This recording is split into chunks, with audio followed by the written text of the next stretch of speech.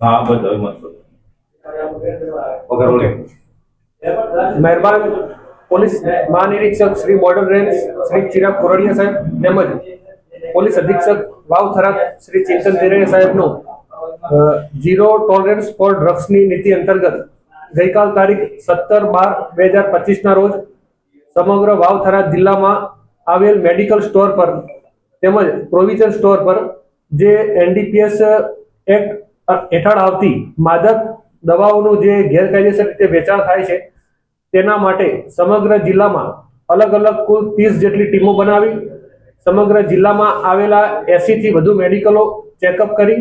જેમાં food and ડ્રગ્સની ટીમને પણ સાથે રાખવામાં આવેલ હતી, જે અંતર્ગત જે તમામ મેડિકલ ચેક કરવામાં આવ્યા છે તેમાં જે એનડીપીએસ એક્ટ હેઠળ આવતી જે દવાઓ જે ગેરકાયદેસર રીતે મેડિકલ સ્ટોર પર રાખી વેચાણ કરવામાં આવે છે તેનું ચેકઅપ કરવામાં આવ્યું હતું, તેમજ ડ્રગ ઇન્સ્પેક્ટરને સાથે રાખી જે મેડિકલ સ્ટોર પર જે કોઈ પણ ફાર્માસિસ્ટ વગર મેડિકલ ચલાવતા હતા તેવા 4 મેડિકલ સ્ટોરને લાયસન્સ સસ્પેન્ડ કરવા માટે ડ્રગ ઇન્સ્પેક્ટરના દ્વારા રિપોર્ટ કરવામાં આવેલ છે। તેમજ દિયોદરમાં Chamunda medical and provision store ખાતે એસઓજી ટીમને મળેલ બાતમી આધારે રેડ કરતા તે પ્રોવિઝન સ્ટોરને મેડિકલ દુકાનમાંથી પ્રતિબંધિત દવાઓનો કુલ ગોળીઓ નંગ 3459 જેની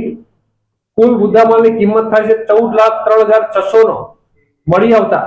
તે આરોપી નીરવ કુમાર ચંદ્રેશભાઈ ઠક્કર રહે દિયોદર વાળા વિરુદ્ધ એનડીપીએસ એક્ટ હેઠળ ગુનો રજીસ્ટર કરી કાર્યવાહી કરવામાં આવેલ છે અને વાવ થરાદ જિલ્લામાં ઝીરો ટોલરન્સ ફોર ડ્રગ્સની નીતિ અંતર્ગત કાર્યવાહી કરવામાં આવેલ છે।